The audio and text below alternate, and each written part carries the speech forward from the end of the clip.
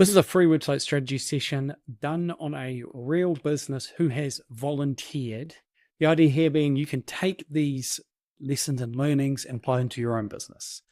So I want to thank Mike from Refined Plumbing and Gasfitting for offering and volunteering his business to be roasted in the friendliest possible way.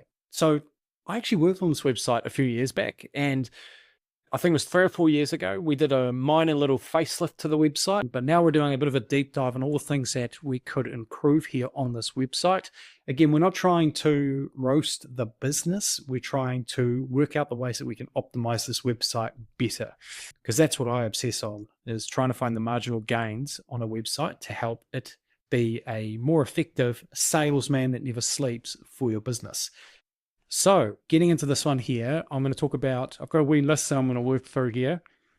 And the first thing on my kind of list here is the first impression. So is it the 5-second test? Do I understand the business at its first glance? And for the most part, I do. Refined Plumbing and Gasfitting, we could probably remove the name of the business there. We could just say something along the lines of Manawatu's and maybe Palmerston North's trusted master plumber and gasfitter. We could also even be a little bit clearer there.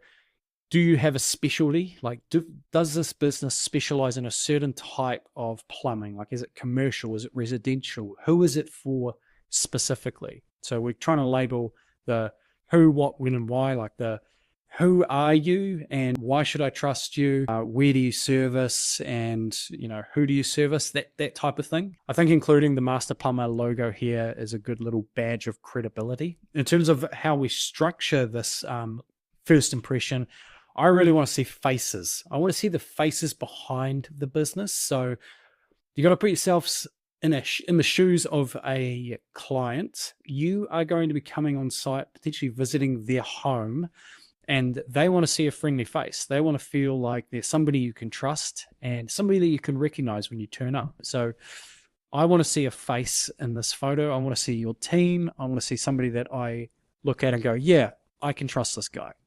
So potentially swapping out that photo there, we can make this a little bit smaller. We probably don't need it to have it that large.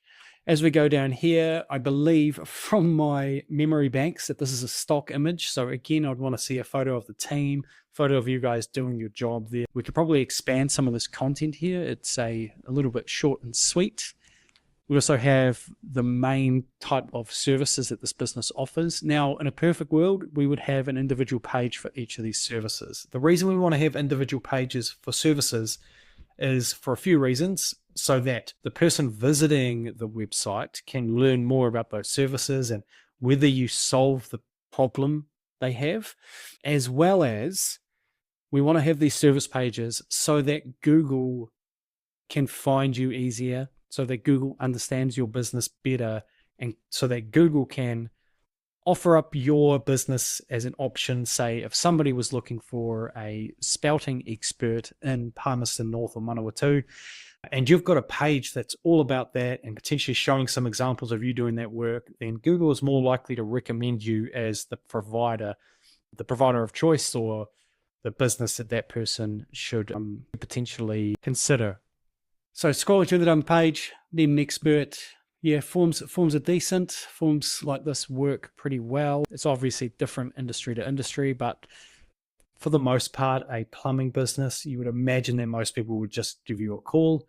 I think it's good having this sticky menu up here, so we've always got that contact button available.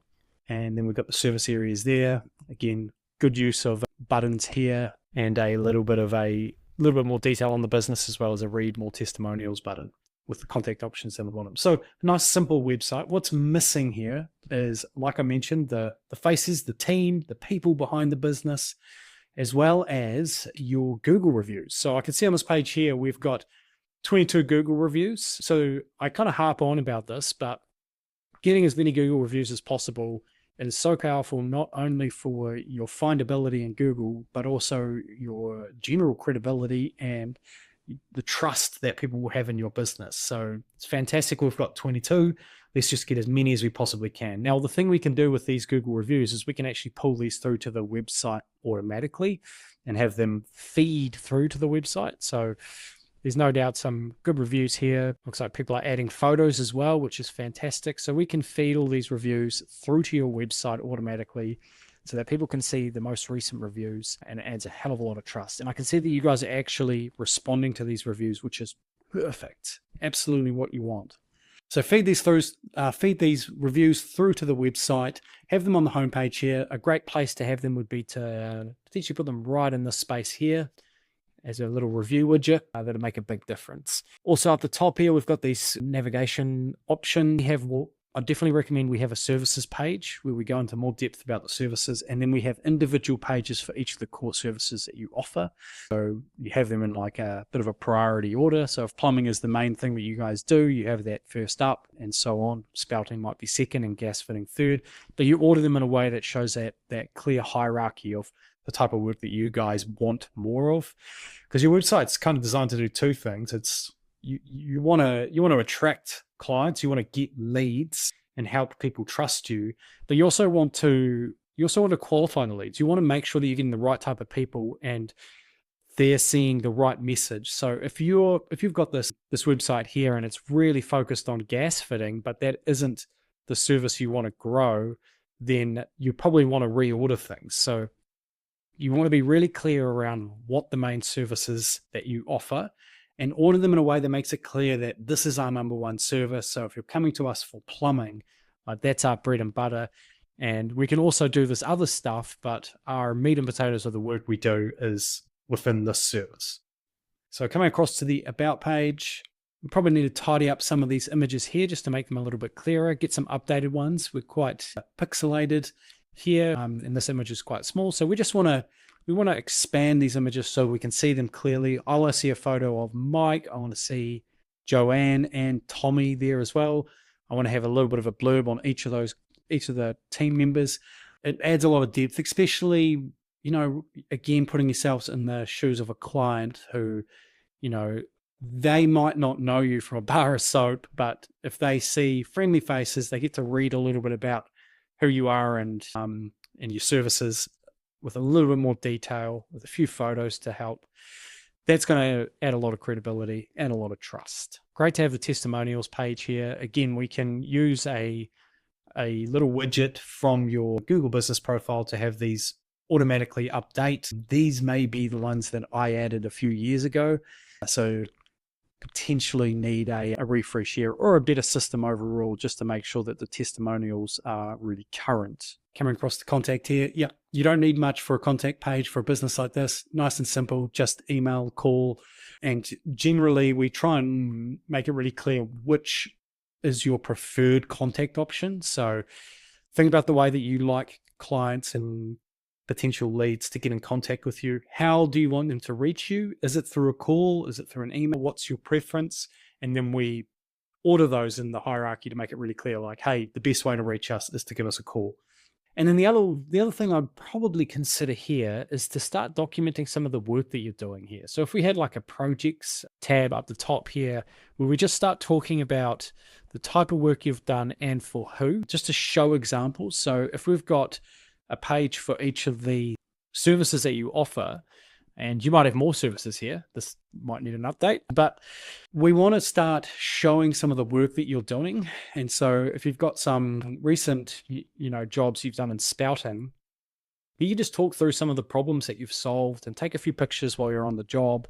That's stuff that can be used as like a bit of a project kind of archive.